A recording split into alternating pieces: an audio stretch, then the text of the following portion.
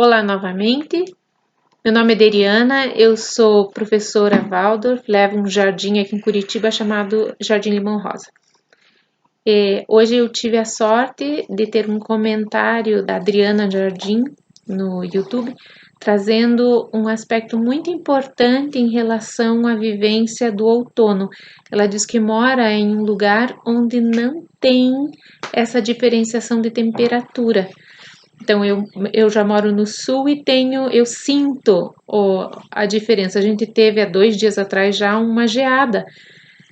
A gente já conseguiu ver em cima dos telhados uns branquinhos, não muito fortes, mas que duraram algum tempinho de manhã, um gelo, né? Que é um resfriamento que aconteceu já nesse outono. Mas lá onde ela mora, ela não tem essa vivência. Lá ela tem a vivência dos frutos e que acontece agora no outono, a frutificação daquilo que foi plantado ano passado e agora tá vindo.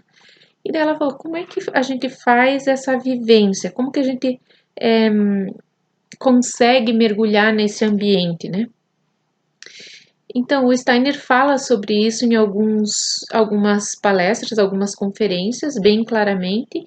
E ele diz assim: hoje a gente já não tem mais tradições, né? Não é tradição fazer certas celebrações, a gente não sai em época de colheita, a gente não sai fazendo é, festas como antigamente a gente fazia. É diferente a vivência de hoje. E também as festas cristãs, que eram tradicionais antigamente, não tem, a gente já nem se liga mais com elas tradicionalmente. Então ele fala, a gente tem que recriar e recriar a partir da falta de referência.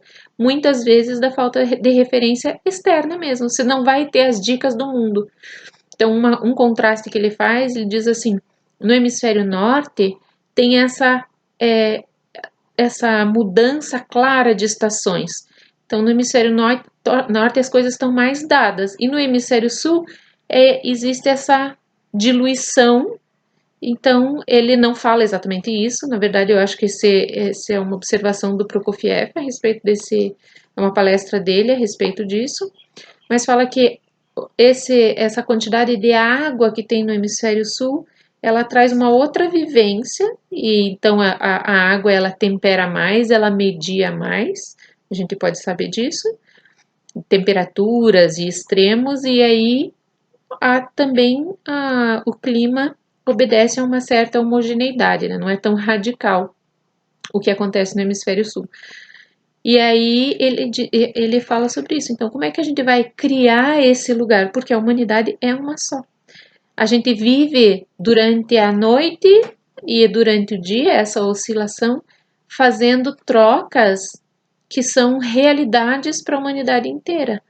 Aquilo que a gente vivencia hoje aqui como um, um recolhimento, um movimento de inspiração e que a gente vai cada vez mais para dentro de si, a gente vai até o inverno, a gente vai cada vez mais estar concentrado, né, dentro da nossa individualidade, e no hemisfério norte vai havendo essa expansão. Como é que se vive isso, por exemplo, quando você está perto do Equador, ou quando você está num lugar que tem essa condição de homogeneidade, né?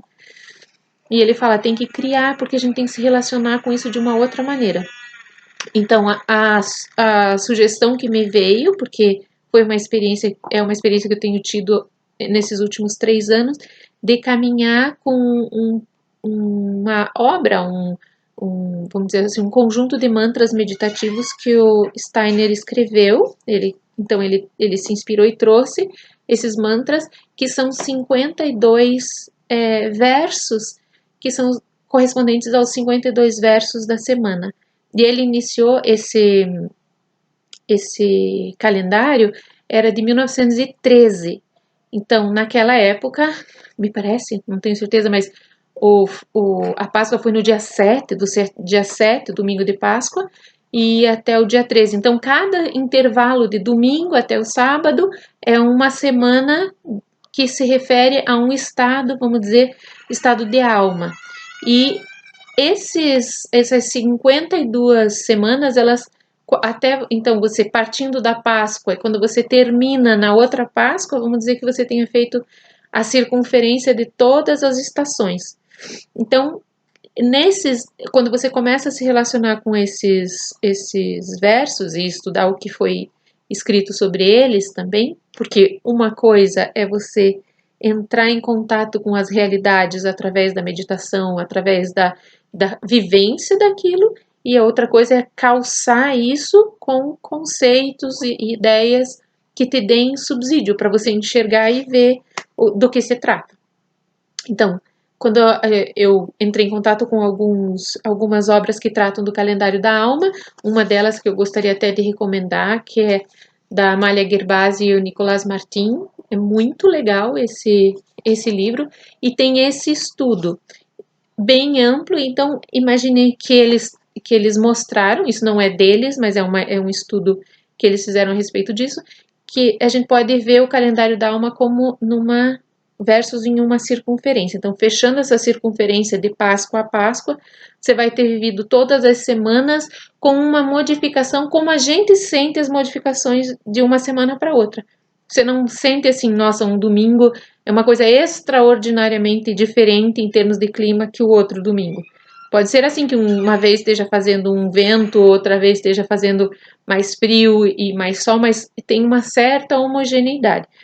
E esse calendário da alma trata desses movimentos cósmicos que a gente vai sentindo, dessa modificação que tem a ver com o giro do Sol e da Terra, né, esse caminhar anual, mas que também tem a ver com as grandes festas cristãs, vamos dizer, a Páscoa, em seguida João e depois São Miguel, que é uma festa ainda não corrente, já foi corrente em uma época, mas não é uma festa comum, algumas pessoas não conhecem, mas existe essa festa antiga de São Miguel e hoje a gente usa festejar nas escolas Waldorf os eventos de Micael, que é como a gente trata assim na escola Waldorf, e daí que é uma novidade para algumas pessoas, mas que faz essa polaridade de equinócio com a Páscoa, e depois a festa do Natal. Então, ele vai caminhando entre estações e essas festas cristãs, vamos dizer assim, esses eventos que acontecem durante o ano. E como acontece isso todos os anos, sempre vai ter esse rodeio, né? Todo ano a gente passa pelos mesmos caminhos, esse caminhar. A gente pode observar que entre um lado e outro, os opostos, vamos dizer, a semana a 27 em relação à primeira semana, ela está nessa oposição. E daí a semana 2 em relação à semana 28, por exemplo. Daí, então tem esse lugar que é absolutamente oposto e complementar, e daí você pode ver em relação aos quartos, por exemplo, em espelhamento, como elas vão se aproximando e como elas vão se separando, e elas trazem diferentes vivências na alma da gente. Então, essa é a minha sugestão para hoje, para que a gente se aproxime do ambiente, agora do outono, mas do ambiente da terra em relação ao calendário da alma. Ele apoia isso. E eu sei que a editora antroposófica tem uma publicação em português muito bonita, uma tradução bem bonita desses poemas. E eu conheço esse aqui que está em espanhol, que é da Amália e do Nicolás, que eu também recomendo por conta do estudo, da profundidade dele. E tem também, uma certa ocasião, eu achei um link onde eu encontrei o calendário da alma publicado e era uma tradução de umas outras pessoas que eram... Eu vou deixar na descrição desse vídeo. Eu não me lembro agora de quem que era a autoria, mas que daí vocês podem acessar para conhecer e, se tiverem vontade, estabelecer isso. Então, durante essa semana toda, eu vou ler, por exemplo, esses dois versos que se complementam.